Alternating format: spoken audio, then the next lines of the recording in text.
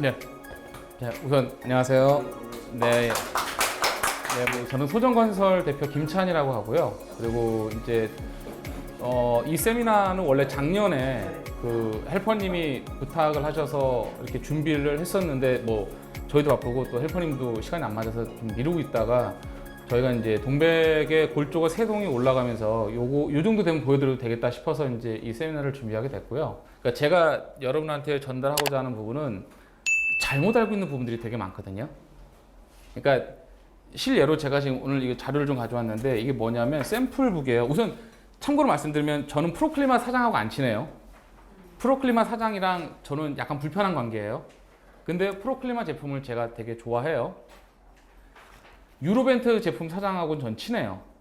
내일 점심도 같이 먹거든요. 근데 유로벤트 제품은 저는 안 써요. 제가 미안할 정도로 이분이 저한테 샘플도 몇 개 갖다 주고 자료도 되게 성실하게 주고 있지만 유로벤트 제품을 안 써요. 이 두 가지를 왜 말씀을 드렸냐면 한국에 프로클리마가 훨씬 더 먼저 들어왔어요. 근데 얘는 이제 독일 제품이 맞고요. 유로벤트는 독일 제품 아닙니다. 그냥 EU예요. EU. 예. 그러니까 유럽 연합에 소속돼 있는 특정 국가 중에 하나에서 만든 제품 중에 하나예요. 근데 제가 이걸 왜 보여드리냐면 종류가 보통 한 60가지에서 한 100가지 정도 돼요. 근데 여러분이 아셔야 될 부분들은 뭐냐면 지금 목수들이 쓰고 있는 자재에 대해서 물성에 대한 연구가 별로 없어요. 더 노골적으로요. 여기서 말하는 제품에 대한 시방서하고 내약서에 대해서 실제로 해석을 해서 독해를 해서 얘하고 궁합이 잘 맞는지를 고민하시는 분은 한 명도 없어요. 왜 없을까요? 얘가 하고 있으니까. 네, 그래서 없는 거예요. 중요한 건 외부에 쓰는 거를 안으로 갖고 들어올 때 그거에 대한 연구나 이해나 사례나 그런 거 가지고 들어왔냐 이거죠. 제가 이렇게 보면 너무 용감하게 쓰고 있어서 말씀을 드리는 거예요. 왜 그거 쓰고 있는지 아무도 설명하지 않아요. 그냥 얘가 쓰고 있으니까 쓰고 있대요. 그러면 여러분들의 집을 그걸 썼다고 칠게요. 문제 생기면 누구 책임입니까? 시공자? 문제는 지금 안 생겨요. 3년 지나고 5년 지나면 생겨요. 여러분들이 다 직접 집을 지으실 생각이 저는 대다수 있다고 생각을 해요. 그러니까 헬퍼님한테 교육을 받았겠죠. 그렇죠? 근데 여러분들이 목수는 아니잖아요. 그럼 여러분들은 무슨 역할을 해야 되냐면 해야 될 거, 하지 말아야 될 것을 규정을 지어줘야 돼요. 그러면 왜 목수가 이걸 치려고 그래? 그럼 왜 치냐 물어봤을 때 이런 이유 때문에 치면 안 됩니다라고 얘기를 해야 되는데 아니 소정건설 김 대표가 그러는데 그거 하면 난리 난대. 그럼 난리 나는 기준이 뭐냐 이거죠.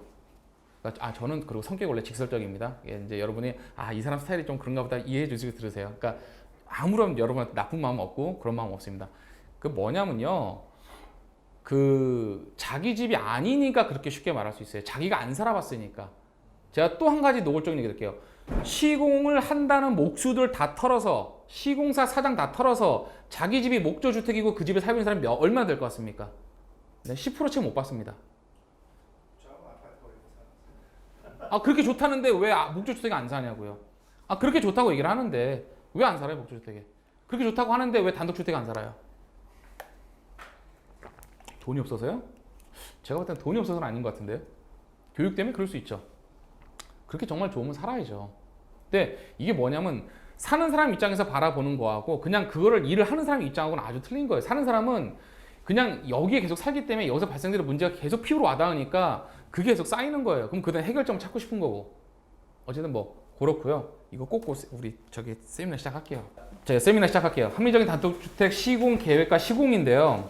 지금 여러분한테 오늘 말씀드린 내용은 외장 마감재의 특징과 가격, 그 다음에 단독주택 예산 책정, 공정별 하도급 단가와 시공 수준에 대한 이해.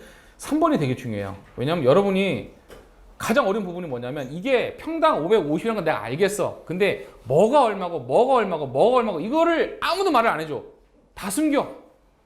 골조 얘기하면 두리뭉실하게 얼마 정도 하겠죠. 스타코 얘기하면 얼마 정도 하겠죠. 누군가는 깔 내용이에요. 그래서 그냥 제가 먼저 까는 것 뿐이고. 그러면은 당신 장사하는데 문제 전혀 상관없어요. 왜냐면 어차피요. 그러니까 이제 세미나를 여러분이 다 듣고 나면 어떤 생각이 드냐면 일반 목조 주택에서 평당 1,500만 원짜리 1,000만 원짜리 집과 500만 원짜리 집이 재료가 아주 다르냐? 아니에요. 대동소이합니다. 거기 들어가는 어떤 수준 높은 자재를 쓰냐에 따라서 가격이 올라가니까. 왜냐하면 좋은 자재는요, 마감 수준도 그만큼 올라가야 되고 기밀 수준도 올라가야 돼요.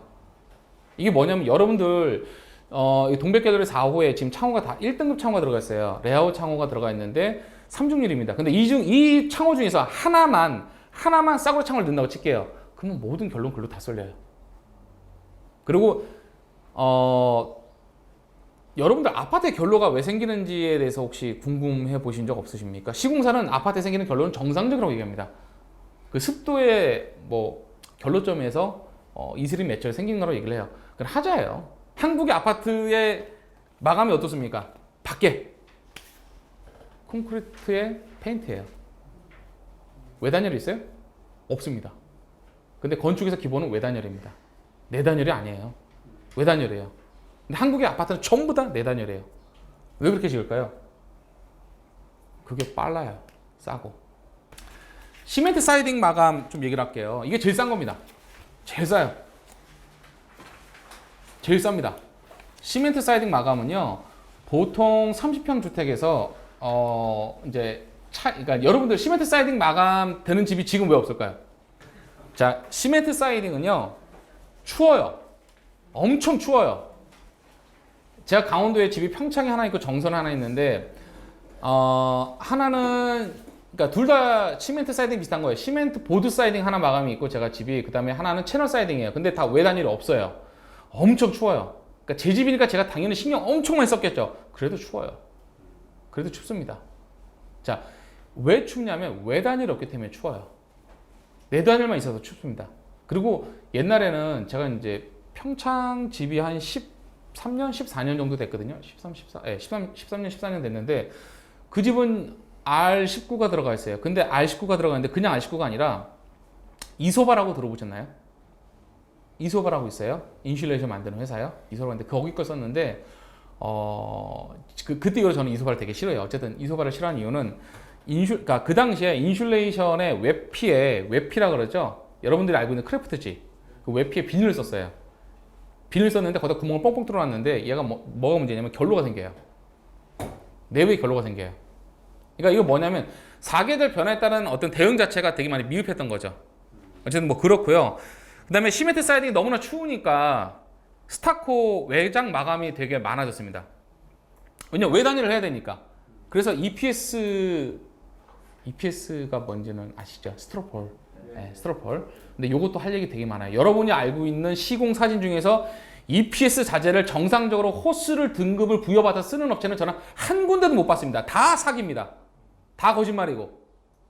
제가 왜 그런지 말씀드릴게요. 톤을 내릴게요. 톤을 내렸습니다. 제가 흥분했어요. 네, 톤을 내릴게요. 왜 그러냐면요. 여러분들 아이소핑크 혹시 이렇게 들어보셨어요? 아이소핑크라고 이렇게 분홍색? 그게 만든 업체가 한국에 한 80개 정도 돼요.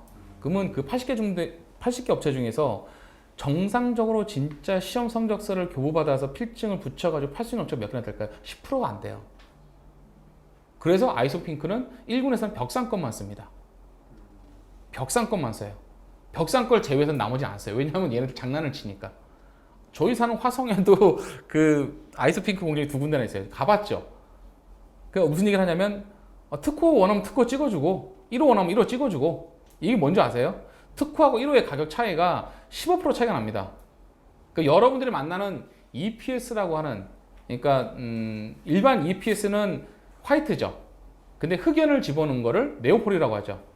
네오폴도 어쨌든 네오폴도 그렇습니다. 좀 다소 좀 불편합니다. 제가 이제 더 얘기하면은 이제 피해 줄 수 있으니까. 근데 이걸 왜 말씀드리냐면 여러분들이 단열재에 대해서 업체를 찾아가서 시험 성적서 받는 게 아니잖아요. 다 여러분을 집을 지어주는 목수 또는 시공사한테 통해서 받는 거 아닙니까? 그럼 그 사람들은요? 그러니까 여러분이 여러분 집을 짓고 산다고 쳐볼게요. 그럼 단열재가 중요한 거에 대해서 막 피부로 느낄까요? 아니에요. 남도 그 정도 쓰니까 이 정도 쓰면 되겠지 생각을 해요. 더 조금 들어가 볼게요. 지금 이제 건축법에서 규정하는 단열 기준에서 바닥에요. 방통치기 바닥에, 방통치는 바닥에 EPS를 대부분 사용합니다. 네오폴을 써요. 법적으로요. 계산을 따져보잖아요. 바닥에 200mm 깔려야 됩니다. 200mm 까는데 보신 적 있나요? 난 못 봤거든요. 네오폴을 깔아도 네오폴 특허를 깔아도 150mm 깔아야 돼요. 있나요? 난 못 봤거든요. 한 번도. 있어요? 아이소핑크도 특허 깔았을 때 100mm입니다. 네. 근데 2층은요. 2층은 외계 노출 아니에요. 외계 노출이 아닙니다. 그래서 2층은 아이소핑크가 70mm입니다.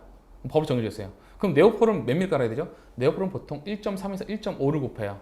그리고 EPS는 곱하기 2배입니다. 그러면 1.3에서 1.5로 하면은 네오폴 깐다면 2층에 100mm 깔아야 돼요. 네오폴로 깔았을 때. 일반 EPS는 125mm 깔아야 돼요. 근데 그렇게 까는데 본 적 있나요? 저 못 봤거든요. 그러니까 지금 제가 말씀드린 건 모든 시공사들이 다 위반하고 있는 걸 말씀드린 거예요. 보편적으로 다 이 정도는 되겠지라고 해서 다 안 하고 있는 거. 다 무시하고 있는 걸 말씀드린 거예요. 자, 스타코 마감은 이제 추워서 한 거예요. 추워서 한 거예요. 근데 스타코가 정말 좋은 건 뭐냐면요. 따뜻해요. 네. 그럼 레인 스크린은 거래야 되냐? 거세요. 왜냐하면 여러분이 그 집에 10년 이상 거주하실 거라면. 더 중요한 건 여러분이 나중에 이 집을 팔 수도 있잖아요. 팔려고 하는데 벽에 녹태가 꼈는데 또는 벽에 곰팡이 생겼는데 벽 뜯으니까 난리가 났어요. 그럼 누구 책임질 거예요? 댓글 쓴 사람? 그때 댓글로 이건 괜찮습니다. 문제 없습니다. 이 사람 책임져줘요? 그럼 레인 스크린 거리다 돈이 많이 드냐? 많이 안 들어요. 그러니까 최소한은요. 탐린 같은 타이백에 오돌토돌 붙어있는 걸 쓰거나 아니면은 하이드로겔. 저희가 쓴 게 여주가 쓴 게 하이드로겔. 그게 최소한이에요. 더 좋은 건 뭐냐면 타이백 같은 거를 쓰시고 타이백에 이제 일반 이제 방습지를 쓰시고 거기에 아이소핑크로 10mm짜리를 켜가지고 붙이세요. 타카라 박아도 되고 피스로 쳐도 돼요. 상관없습니다. 그러면 레인 스크린의 역할은 뭐냐면요. 자, 아까 제가 잠깐 말씀드릴게요. 그 외기에 노출됐을 때 외단일이 없으니까 거기 결로가 생깁니다. 온도 차이 때문에. 그러면 그게 제가 양방향이라고 말씀드렸잖아요. 양방향입니다. 습기는요. 양방향이에요. 양방향에서 USB 합판에 영향을 줄 수 있어요. 근데 온도가 낮은 데서 높은 데로 위로 이렇게 촥 올라갑니다. 밑에 레인 스크린 하단 부분에서 압력 차이 때문에 온도하고 압력 차이 때문에 말려 올라가요. 그러면 여기는 습기가 딸려 올라가요. 그러면 주택의 외벽의 컨디션을 계속 유지시켜주는 역할을 해요. 그러니까 레인 스크린이 되게 중요한 거예요. 이거를 너무 가볍게 보고 내 집 아니니까 그냥 이렇게 막 말씀하시는 분들이 있지만 무조건 해야 되는 겁니다. 어쨌든 뭐 그렇고요. 세라믹 사이딩 캠유 요거는 이것도 한국에 한참 바람 불었는데 지금은 안 해요. 왜 안 할까요? 추워요. 네, 제프님이 얼마 전에 글 써서 올리셨는데 엄청 추워요. 엄청 추워요. 근데 여러분들 그 열반사 단열재로해서 스카이텍 말고 뭐 R5 값, R4 뭐 이렇게 나오는 것들이 있어요. 저는 개인적으로 추천하지는 않습니다. 네. 근데 왜 추천하지 않냐면 그 돈이면 스카이텍을 30평짜리를 다 갚는데 들어가는 원자재 값은 300만 원이에요. 근데 여기다 지금 다 금액 써놨습니다. 안 쓰셔도 돼요. 300만 원이고 그거로 시공하는 시공비가 100만 원 들어요.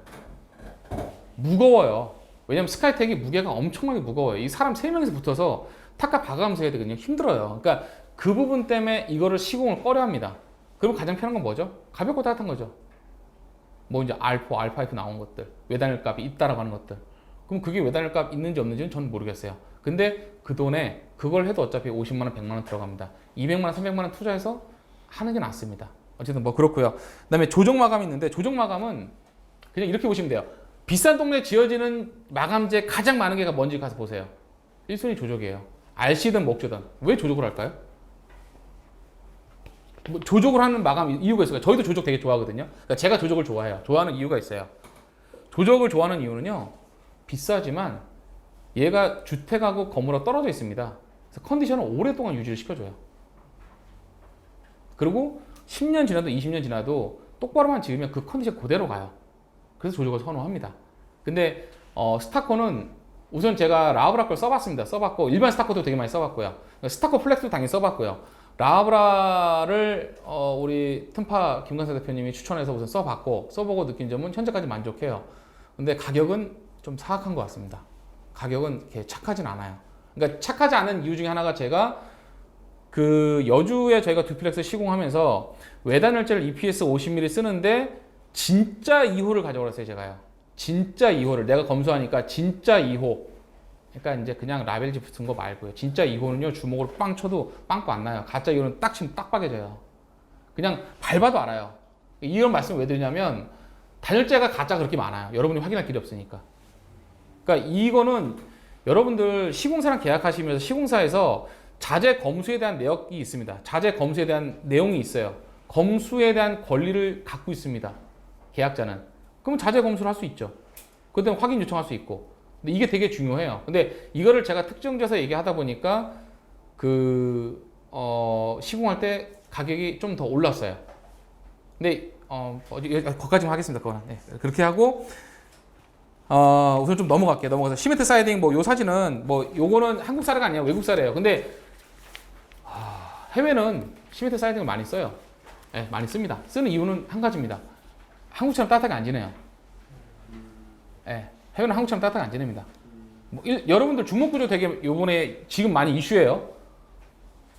저희 중목구조 프로모션 되게 많이 들어오고, 그리고 이제 아실런지 모르겠지만 중목구조를 좀 한국에서 가장 좀 초창기에 가져와서 보급하고 있는 데가 G그룹이라는데요. 근데 G그룹 사장님하고 친해요. 얼굴 알고 지낸 지도 오래됐어요. 그리고 저희가 거기서 YKK 도어를 계약해서 받아요. 근데 저희는 중목 안 해요. 그러니까 안 한 이유는 이따 제가 설명드릴게요. 그러니까 저희의 입장에서는 그러니까 저희 입장에서는 리스크가 해결되지 않는 거를 갖다가 모험할 이유가 없기 때문에 안 합니다. 스타코 보시면 요새 스타코 시공하고 파벽 시공을 되게 많이 합니다. 파벽이 뭔지 아세요? 돌을 얇게 켜가지고 붙이는 거예요, 본드로. 그거 이쁘지 않나요? 그게 조적 시공보다 30평 기준에서 마감 기준 가격이 한 2천만 원 쌉니다. 정확히 한 1,800 정도 쌉니다. 근데 그거는 100%다 하자입니다. 뭐 99%도 아니고 100% 하자입니다. 자, 그냥 상상해 볼게요. 상식적으로요. 여러분들 집을 지으려면 스터드가 서요. 스터드가 서지 않습니까? 스키도잉 이제 이따 가서 쭉 보세요. 스터드가 서요. 거기에 OSB 합판이 붙어요. 그쵸? 그 다음에 뭐 레인 스크린 할 수도 있고 뭐 안 할 수도 있지만 뭐 방수포가 하나 그러니까 이제 방습지가 하나 붙습니다. 붙고 그 다음에 EPS가 붙어요. 그 다음에 미장 발음을 합니다. 거기까지는 문제가 없어요. 왜냐하면 EPS는 가볍기 때문에. 단열재가 무겁지 않거든요. 미장 발음까지도 상관없어요. 가볍기 때문에. 근데 정확히 보세요. 자, 얘를 뭘로 고정하죠? 화스너로 고정하잖아요. 화스너가 뭐냐면요. 단열재를 고정하기 위해서 이렇게 동그랗게 생긴 꽃 모양 생긴 피스예요. 플라스틱이 박혀 있고 얘를 화스너라 그래요. 얘를 딱 고정시킵니다. 어디다 고정하죠? 아무데나. 시공하는 데 가서 한번 가만히 보세요. 어떻게 고정하나? 그럼 물어보세요. 어떤 패턴이나 공식이 있습니까? 아니요. 그냥 막. 그럼 뒤에 뭐가 있나요? OSB 있잖아요. OSB는요, 이 지구상에 존재하는 목자재 중에서 가장 싼 자재예요. 톱밥 쓰레기 모아서 갈아서 만든 게 OSB예요. OSB가 되게 좋다라고 생각하는데 아니에요. 근데 얘가 스터드에 붙어있을 때는 힘이 있어요. 근데 EPS를 붙이고 화스너로 결속을 시켰다고 칠게요. 그러면 화스너는 EPS 50mm를 뚫고 OSB 합판에 걸려서 비어있겠죠? 이렇게 비어있겠죠? 이 뒤에는 아무것도 없어요. 그나마 스터드가 있으면 다행이죠. 근데 스터드가 없어요. 왜냐면 얘는 스터드 개념이 없어요. 스타코 업자는 스터드가 뭔지도 몰라요. 그냥 막 뚫는 거예요. 막 피스 박는 거예요. 근데 얘가 가벼우니까 지금은 문제가 없어요. 근데 여기다 파벽을 붙이면요. 파벽의 무게가 30평 기준에서 보통 1.8톤에서 3톤까지 갑니다. 그러니까 여러분들 파벽 올 때 무슨 차로 오나 보세요. 파벽이 딱 올 때 첫 번째 미장 바람이 한 번 더 들어가야 돼요. 본드발이 떡갑에 붙여야 되니까 본드발에 붙여야 돼요. 그러니까 본드를 붙이는 거예요.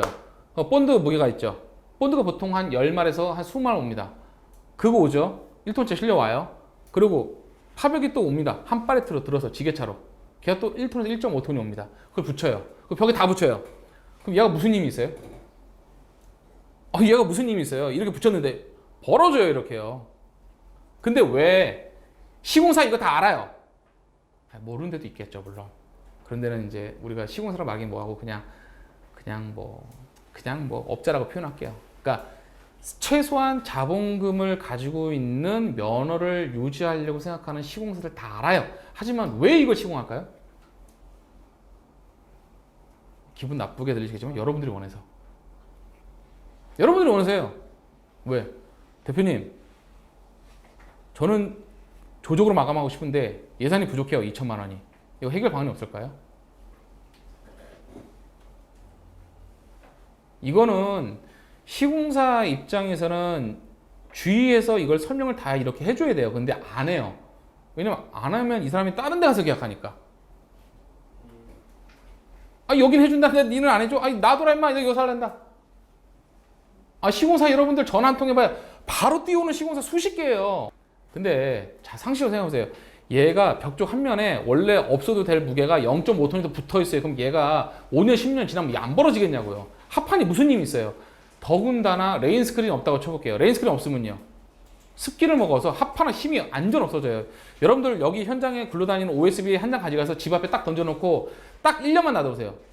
그냥 형체 없이 흐물흐물해져요. 근데 얘가 무슨 힘이 있다고 그걸 바치나요?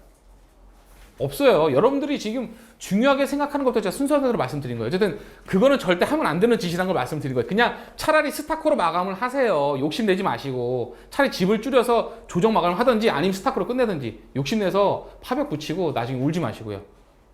왜냐면 집 짓고 3년 지났는데 무슨 AS예요. 아, 시공사가 전화를 받을 것 같아요? 그럼 소송하라 그러죠. 여러분들 가면서 소송량은 늘어납니다. 줄어들지 않아요. 네, 우스갯소리로 독일 변호사들 중에 25%가 이 공사 단독주택 시공 관련된 이 소송으로 먹고 살아요. 우리나라도 그게 많아질 거예요. 왜냐하면 여러분이 똑똑해지니까. 클라이언트가 똑똑해지니까 지적할 사항들이 많아지는 거죠. 표준화돼서 자료들이 오픈되고. 어쨌든 뭐 그렇습니다. 그리고 스타코는 그렇게 생각하시고요. 제가 빨리빨리 할게요. 어쨌든 할 얘기가 되게 많아요. 어쨌든 세라믹 사이딩 케미는요, 추우니까 하지 마세요가 제가 말씀드리고 싶은 내용이에요. 그리고 제프님이 쓰신 내용 중에서 이런 내용이 있어요. 그러니까 세라믹 사이딩을 단열재를 시공해서 마감하는 방법도 있다. 저는 안 해요. 내가 왜 마루타가 돼요? 아, 새로운 공법 얘기 되게 많이 해요. 건축박람회 가면 온갖 얘기를 많이 해요. 저는 안 해요. 그런 얘기죠. 선생님 집 지어서 10년 살아보고 이상이 없으면 내가 그때 할게요. 여러분들은요, 단순하게 집을 짓는 게 아니고요, 전 재산이에요. 근데 여러분들이 마루타 될 이유가 있나요? 아니, 네가 먼저 해봐. 그리고 나는 문제 없으면 할게. 저는 그런 입장이에요. 왜냐하면 저희가 땅을 사서 집을 지어서 분양을 해요. 그러면 이 돈이 1억, 2억 들어가나요? 몇십억 돈이 들어가요. 근데 이걸 갖다 리스크를 일부러 만들 이유가 없겠죠. 저희 그래서 안 해요. 그래서 저희는 검증된 자재도 안 써요. 그러니까 제가 유로벤트 자체가 나쁘다는 게 아니에요. 시장에서 검증받는데 시간이 걸려요. 그러니까 프로클리마 사장하고 친하진 않지만 여기 검증 받았어요. 그러니까 쓰는 거예요. 내가 이 사람 썩 비즈니스 스타일이 나한테 맞진 않지만 검증 받았어요. 자재가 비싸요. 오케이. 됐으면 검증됐어요. 집을 한 채 놓고 보는데 1,000만 원이 무슨 의미가 있습니까? 하자 한번 생기면 1,000만 원 그냥 깨지는데. 그러니까 싼 거 좋아하지 마세요. 저는 이런 말씀 드려요. 자, 세라믹 사이딩 그리고 조심해야 될 게 북쪽은요 무조건 녹태가 생깁니다. 세라믹 사이딩은 북쪽은요. 그래서 물 끊기 관련해서 되게 신경 많이 쓰셔야 돼요. 그거 참고하시면 되고, 조적 외장 마감 사례 이거 보여드릴게요. 그 윤상현 씨 집을 지었는데 이게 뭐 엄청 TV에서 이슈였거든요. 그러니까 집이 난리가 났어요. 근데 여러분들 하자는요 이렇게 띄워놓고 봐야 돼요. 집에 물이 샌다 그래요. 집에 물이 새는 거랑 외부 조적이 금간 거랑 별개예요. 아무 상관없는 거예요. 근데 왜 제가 이걸 올려놨냐면 모르면 다 뭉뚱그려서 잘못된 줄 알아요. 그러니까 이게 뭐냐면 분리를 해야 돼요. 얘는 잘못된 거, 얘는 맞는 거. 저게 조적이 금이 가고 문제가 있는 건 저게 RC조거든요. RC조인데 저거는 철물의 문제예요. 철물. 올라가면서 철물을 써야 되는 것도 있어요. 인방이라 그럽니다. 헤더 위에 인방이라 그러는데, 그러니까 헤더 인방 같은 말인데, 보시면은 이따가 나가서 보시면 여기 마감돼 있는 집을 보세요. 조적을 하게 되면 창문 하부 밑에다가 무조건 철물 보강이 들어가야 돼요. 그걸 안 하면 처져요. 처지면서 하중이 다른 데로 연결을 줘요. 그러니까 단독주택에서 어려운 공정이 뭐냐면 첫 번째 작은 집을 짓는 거, 두 번째로 어려운 게, 그러니까 큰 집을 짓는 건 쉬워요. 5cm, 10cm 틀려도 마감에 문제가 없어요. 근데 작은 집은 5cm, 10cm 틀리면 가구가 안 들어가요. 두 번째로 어려운 게 뭐냐면 3층 집을 짓는 거. 그러니까 목조주택으로 3층 집이 일이 어렵습니다. 하자도 많이 생기고요. 그러니까 그리고 조정 마감이 어렵습니다. 그러면 이제 이런 얘기를 할 거 아니에요, 저한테. 그럼 당신 그 어려운데 왜 3층 집을 짓고 왜 조정 마감을 해? 조정 마감이 좋은 거예요. 그리고 저희는 3층 집을 지을 수 있게끔 준비를 하고 짓지 그냥 짓지 않아요. 그러니까 골조를 다 까서 보여드린다고 말씀드린 거죠. 그러니까 오늘의 제가 하고 싶은 결론이나 여러분이 꼭 담아갈 부분은 뭐냐면 균형을 아셔야 돼요. 주택에 대해서 균형을. 아, 골조가 완벽하니까 모든 문제가 없다? 아니, 살도 있고 피도 있고 심장도 있어야 되고 머리도 있어야 될 거 아닙니까? 아, 뼈만 있다고 다 되는 게 아니잖아요. 근데 그런 얘기를 저는 여러분한테 전달을 하고 싶어요. 그게 지금 하고 싶은 얘기입니다. 그러니까 조정 마감 관련해서는 이따 밖에 저희가 세미나 끝나면 나가서 좀 설명드리도록 하고, 여러분들 원하는 그 공정별 하도급 단가와 시공수에 대한 이해를 좀 말씀드릴게요. 그래서 여기까지 하고 질문 있으면 질문 없고 바로 넘어갈게요. 질문 있나요 혹시요?